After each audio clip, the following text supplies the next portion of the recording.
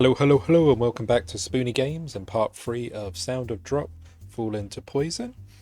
And when we last left off, we had a bit of stranger danger with a random guy that worked in the same building as the building where the aquarium is, and just started chatting to the girls. We have now managed to get rid of him, although he did ask, can he show us around? And he seemed a bit annoyed that we didn't go with him.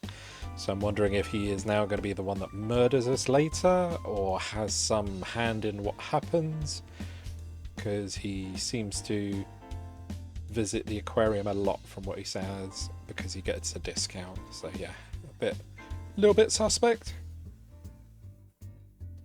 But let's see what happens. So we're now in the, if I remember, it's the Manten Aquarium. It figures that whole, if you come on the day of a full moon, all the water will change into blood. Thing is a lie. The water's normal. We came in during the day, so it's not technically a full moon yet. Of course it is. Jeez, I'm sure there'll be lots of videos and stuff. Right away, she says it so regrettably. Even so, she is still unable to hold back her excitement at having to come to an aquarium, and her steps are fittingly light. Okay. As we come out of the gate, there are several small tanks nearby. The Manten Aquarium's first and most celebrated exhibit is the one displaying fish native to Tokyo Bay. There are 4 tanks in this corner, from left to right, each one showing the environments of the river flowing into Tokyo Bay. Brackish waters, shoals and open waters come one right after the other. She googles at the rockfish, Proggy, and the other fish we recognised from the supermarket and also there. Are also there. Just like, what? Going to read properly? That would be brilliant. These booths also showcases environmental problems in order to promote consciousness of the issues, causing a tightening in my chest. Water pollution is a serious problem.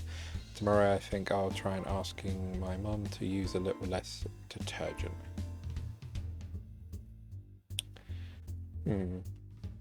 Suddenly it's gotten like this. Her reaction is the polar opposite of mine. Even as I am reading the panels, she is uninterested in the display. Just like that, I read every last panel. She has a long since stopped watching me, crossing her arms and puffing out her cheeks, so she's bored. Thanks for waiting. Jeez, you're too serious. Mayu? Whatever. If you act like that the whole time, the day will be over. They'll close. You'll be fine. This area isn't that big, and it's not like we're going to read everything. As soon as she hears what I said, an expression of dissatisfaction appears on her face. Well, let's head to the next area. Next is the tunnel tank. There might be ghosts. Maybe they'll be with the human-like fish? What human-like fish?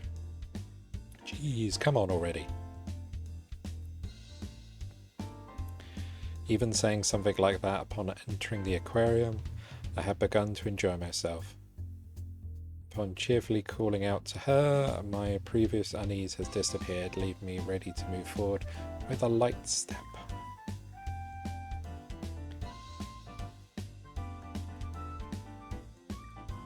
Amazing! Really amazing and pretty. I thank you. There's no doors to petition these boots, and the next passing beside this tank took us to the next one, where larger breeds of fish swim about.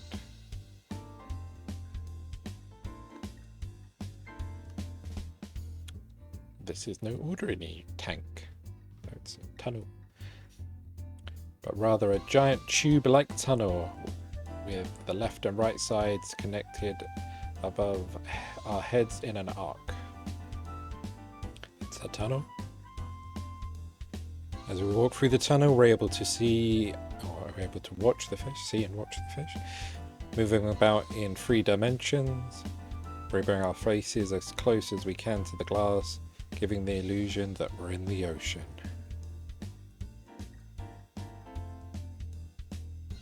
Just watching the mantis, the rays, the various types of sharks, and the sea turtles can be intoxicating for us humans. When I was a child, I thought the ceiling might crack, but now I pass that feeling up? Yeah. Leaving only the throbbing in my heart. The water is a giant bubble of blue, various colours within, shooting every which way. Being able to see how big they are up close, separated by mere centimetres of glass, is so impressive. It gives me the greatest realisation of our shared existence.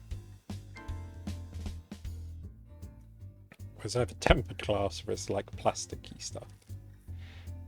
Here she slows, her pace slows and she takes her steps one by one. Hey Mayu, look at all these huge fangs.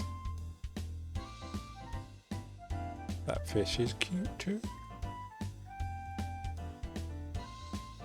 What? The stingray's face is creepy. That more like, oh? Reaction. Really? I think it's cute. And a manta is huge. That little one over there looks yummy. Not allowed to eat them.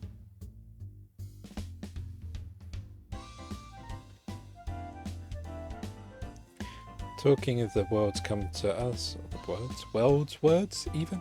Talking as the words come to us, our conversation seems out of sync. Our feelings of being touched, however, are the same, and she's enjoying it obviously. Being surrounded by the waters and the fish as we are, we feel as though we are freed from any sense of time. Mayu, doesn't that Ray's face look human? Maybe so. It does. The mystery of the human-faced fish is solved. Naturally. Well, if you're okay with it, then so am I. Thus we learned the true nature of one of the urban legend. I was fine either way, but for her this way is probably best. Though from her enthusiastic stance, even as she watches the fish, she probably realises just how implausible it all is.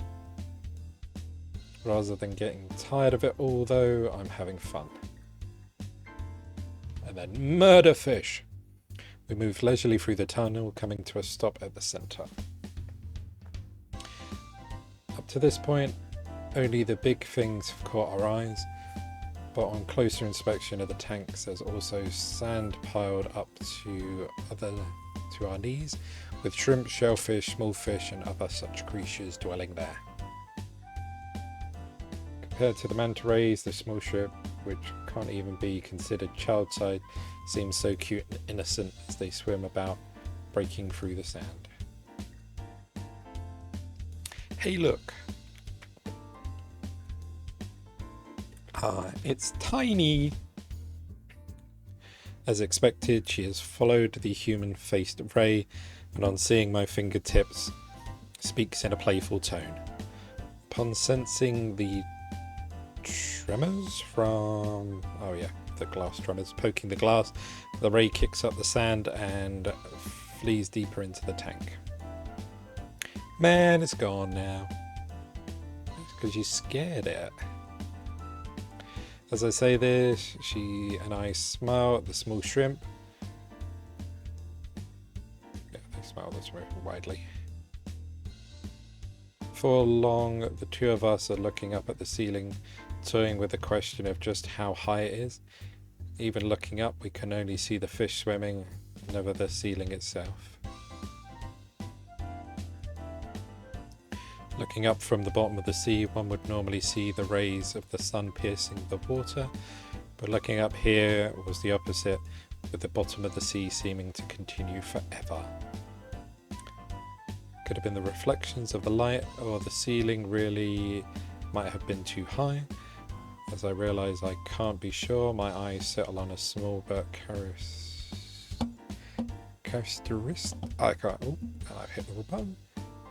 characteristically long-nosed shark swimming past. Yes, we said the long word. Sharks. Stop hitting the right mouse button. Sharks? That's a ray, isn't it? You just saw it from behind earlier. As soon as I mutter that, she responds, it's true that although I'm interested in this type, she has fixated on the human-faced ray. Ooh. Huh? What's up? She asks, but I falter. The conversation gives me a sense of what you might call deja vu. How strange. I felt as if I've had this conversation before. At that moment, my vision is dyed ultramarine.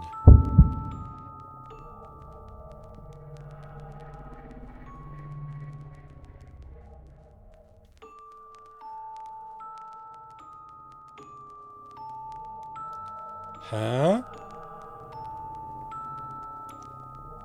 It was no longer her in front of me, but someone else that had caught my attention. This can't be real. Hey, Mayu! The ultramarine colour unchanged, within it a face like mine passes before me, a face like mine from 5 years ago. Wearing an ultramarine overcoat that merges with the colour of my vision, the girl turns to me and seems to be giving me a gentle smile. Mayu, wait!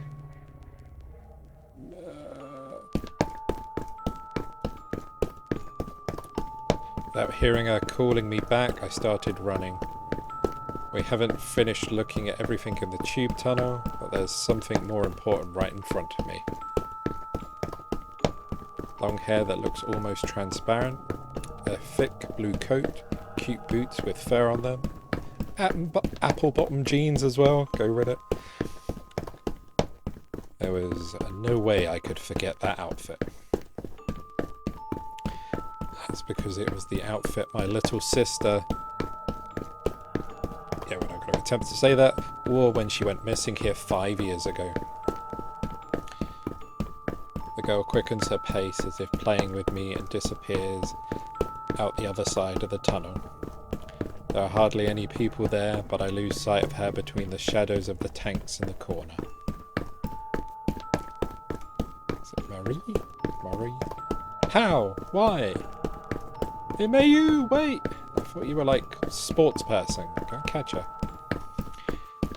Breathing heavily, she chases after me. I say sorry and break away from her, searching for the vision of her sister. As I come out the tunnel, I survey the area, spotting a winter skirt nearby. I chase after that swaying form. For me, I can hear the insistency of her rushing steps and quickening my pace. Oh! Having fallen into a trance, I realise what's going on when I slam into someone and fall on my backside.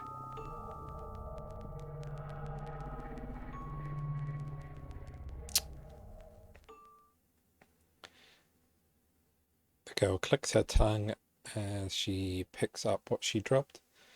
As I start to say "excuse me" to her, she had already moving past me and running off somewhere. Because of that brief incident, I'm unable to find my way out of my confusion.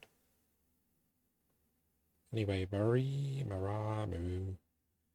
Feel bad about the person that I run into, causing me to feel flustered. In that exchange, I lose sight of both that long hair and the long skirt. But you were going this way, right? I'm not sure myself where I'm running to, but I think you can say I'm definitely running with all my heart. Pass between more tanks, then I can't remember, but I don't pay them one bit of attention. I just continue following my sister, running. She's just as bashful as she was the day she disappeared. May you get a hold of yourself. Slap her. Bring her back to her senses.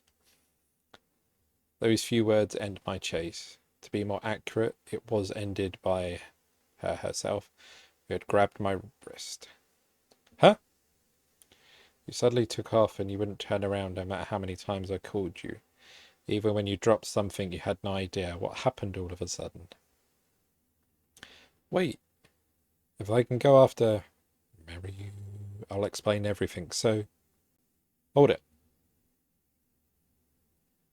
I look back at her upon hearing her extremely hurt voice. I see tears forming in her eyes, and I turn my whole body to face her. I stand in silence like this for several seconds. If I can tell her about my sister, I'm sure she will regret bringing me to the Mantan Aquarium. When she followed me, she had to have seen my sister. It's natural that she would have some misgivings about my chasing a total stranger, since she didn't know her. Even so, I'm not sure what to say. If I apologize now and play dumb, we could probably go back to playfully searching the aquarium for information. But that is not something I can do, so don't do it.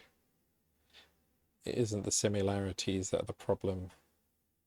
My sister is here, and just as she had been on that day, there is no way I can go home without taking her with me. Mayu, tell me what's going on. Who is Mari? Why'd you keep running off without saying anything? Tears are pouring down from her eyes. I can't understand why she's so sad, but still, my little sister. My little sister. She was here. Little sister? See, the girl I was chasing, she's my little sister. Mary disappeared 5 years ago at this aquarium. Looking at her tear-stained face, I no longer feel like hiding anything. Perhaps in the depths of my consciousness, I'm hoping that she'll become satisfied and say she wants to look for my sister with me. I'll explain in more details later. On top of that, when I look back once more, she squeezes my hand and holds me back. This is the gentlest but strongest that she's held my hand. She stares into my eyes, then tilts her head to the side. What do you mean you were chasing someone? I told you, the little girl that was in front of me, wearing the ultramarine coat and the boots, remember? That's Mari, exactly how she looked long ago. May you snap out of it. She shouts. It isn't suddenly a loud voice, but one weighed down with great sadness. It definitely gets through to me. That doesn't mean I will stop me. Or doesn't mean it will stop me. Because without a doubt, I was right. Mari had been right before my eyes, so I had to chase. Let's just say that even if this Murray girl is here, she would have grown in 5 years and her clothes wouldn't be the same. It's summer, so she wouldn't be wearing a coat. Moreover, she was here. I saw her. No, Mayu, Mayu. You weren't chasing anyone. You just took off running, leaving me behind, okay? Could you just calm down for a bit? Our tickets will get us back in, so how about some Coca-Cola in the rest area? I think you're tired since you were a little shaken earlier. Or a little shaky even. She seems pretty fanatic? Or frantic even, so I know she isn't lying just to persuade me. But there is no way that I'm seeing Mari. That was a lie. That's why I start to speak without really knowing what to say. Are you okay? Wiping away her tears, she smiles at me. Surely she has had plenty of strong feelings about this whole thing. I'm sure she has loads to say about me keeping my sister and keeping your sister and reasons for not going to the aquarium quiet. Well, it's a very good reason. Your sister disappeared. Even so, it seems as though she has accepted me. She just smiles and lets it go. That's probably right. Surely if we are by the entrance, we'll know if Murray comes out. Maybe that's good. That's right. That's more like you. Let's go and have some Coca-Cola branding. And you can tell me everything. She smiles. She once again takes my hand into her soft palm.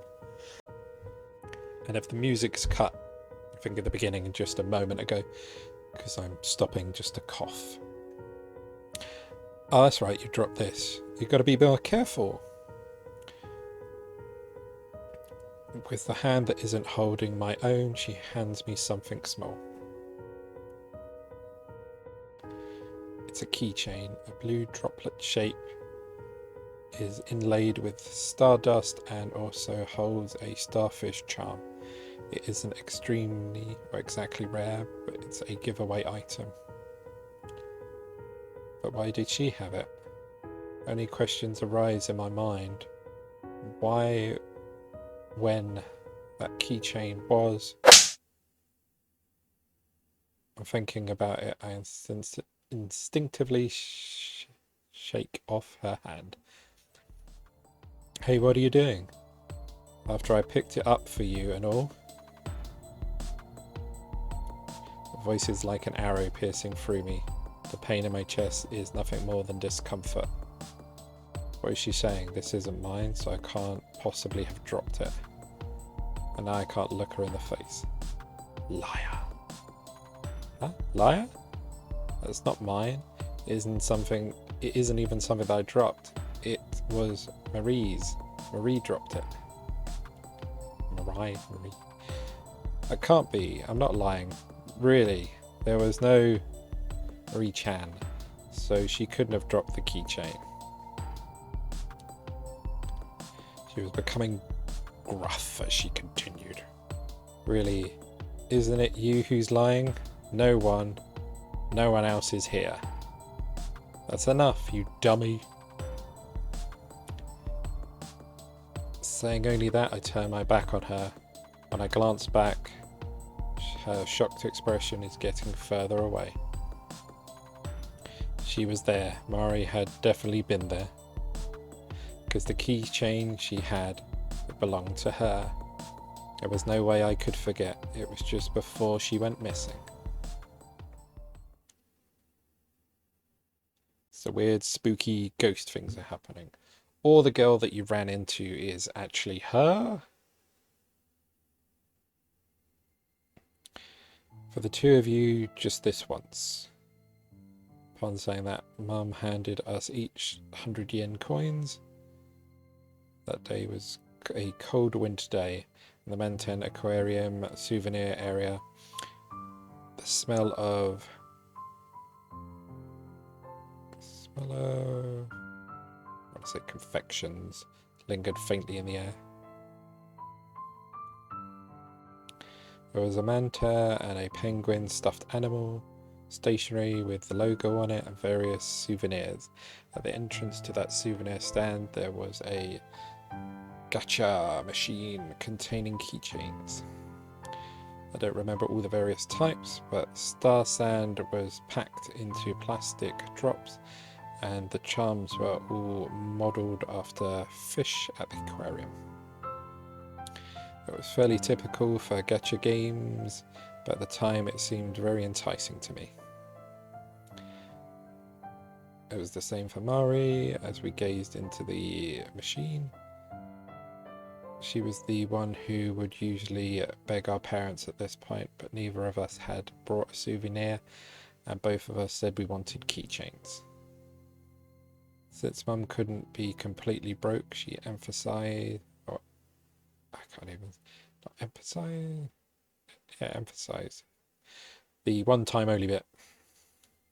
Yay! Mari held out both hands with glee while I probably just smiled. I remember that inside I was just happy. As to which of us went first, it was of course the most assertive sister. She was always like this cheerful and inquisitive child. How cute, Mr. Star. She got a starfish charm keychain. At this point, she still didn't know the difference between a starfish and a star. I was next to go and get one, and it was a pink drop with a jellyfish charm. Ah, jellyfish. Oh, that's the one I wanted. Sucks to be you, kid. The index finger of her tiny hand, exclaiming in a loud voice that she was just learning how to use first person when she mentioned herself instead of the normal I or me. She said it slowly. Hey, big sister, trade me. No way, I want this one. Naturally, as I'd already fallen in love with that design, I turned her down. And then she disappeared. She ran away because you didn't give her the jellyfish. Upon begging my mum for one more time, my mother, who had warned her earlier, held her purse strings tight, leaving her to sulk. Fine, stupid big sister. Oh no, you had a fight just before she vanished. Without listening to my mother, she ran off. Sulking after being called stupid, I naturally didn't chase her right away. My mother, being optimistic about the aquarium's small size, also waited a while to go looking for her. And then she got abducted by the murder fish. And now all I'm left with are regrets. If only I'd gone after her sooner. If only I'd traded her the keychain in the first place. Even so, the past is unchanging, and I am left with only regrets to bear. So in case I could ever trade with her again, I've stubbornly carried around that keychain, the one with the pink droplet shape and the jellyfish charm, just like a treasure. Well, there is a chance that, like, if you'd have gone with your sister, it'd be both of you missing, not just her. Or turning into weird fish people that can't breathe unless they're in the colour red. I rummaged through my bag, seeking the feel of the keychain in my hand. Huh? Why at a time like this had I forgotten to bring it? The keychain wasn't in the bag nor in my pocket. Huh? I sigh naturally slipped out my body. After all, I've lost sight of Mari and strayed from your friend. She has the building maps. There's nothing I could do. Huh? How many times she's going to be like, huh? At that moment, a pungent aroma floats by and causes me to speak in surprise. Unable to bear the irritating stench, I pinch my nose. Still, the stench seems to twist in my nose. It's made of the smell of sewage, sulfur, and nauseatingly stinks of vinegar. Squish!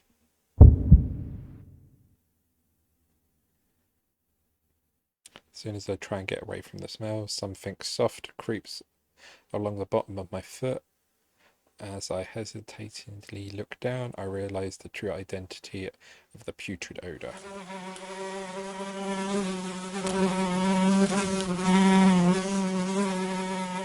It's a corpse. I'm not sure what type, but it's as big as my arm span. The body is slowly decaying and hasn't retained its original form. But by its bulginess around the eyes, slightly extended tail fin, I can just barely tell it was a fish. I couldn't tell right away, but it has a silhouette similar to a whatever fish that is. I feel like I've seen these eerie, glaring eyes characteristic of a freshwater fish. I feel sick. Move my foot slowly away and a small Move my foot slowly and a small fragment of the corpse sticks to the bottom of my shoe as you stepped in, on the underside of which I notice something wriggling desperately. The slight sound of flapping wings departs from beside my ear, and I understand what the wriggling thing is, and it's flies and larvae. Shaking, chills run up my spine, as if someone has pressed ice to it. I take a step back and drop my cell phone. The phone reacts with the backlight and LCD screen coming on and illuminating the dead body. It's not dead, it's just dead fish.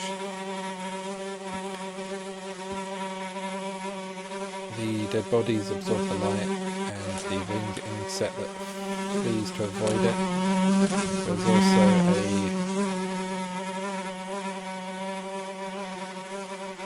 wandering white, I'm guessing another fish that seems not to notice. The backlight soon disappears, leaving its stench amidst the darkness. The shadows of those hideous insects scorched into my retinas, and they sway like the light off of a heat haze in the darkness. Something was creeping up from the pit of my stomach. Right, that seems like a good point to save it and leave it there. Ghostfish, dead ghostfish. Ghosts are dead anyway. We have found the corpses of the fish. She's run off, she has lost everyone, her friends, the creepy guy, her sister, granted the sister was 5 years ago. And now she's found dead fish. I'm just wondering, like, is this all a hallucination and stuff like that? But yeah, we will get to the bottom of this, and we will find out again soon. Take care everyone, bye for now.